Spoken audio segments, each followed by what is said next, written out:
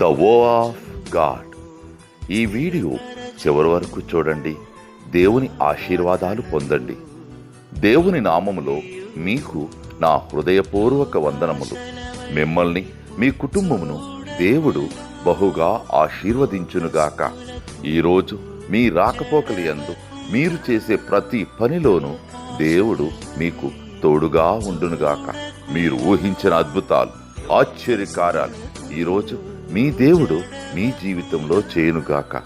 ఈరోజు నీ దేవుడు నీతో మాట్లాడే మాట, అంధకారము నీకు మధ్యాహ్నము వలె నుండును. యెషయా 58:10. Your life will rise in the darkness. Isaiah chapter 58:10. బలపరచుము, స్థిరపరచుము, నా ప్రార్థనకు బదులీయుము.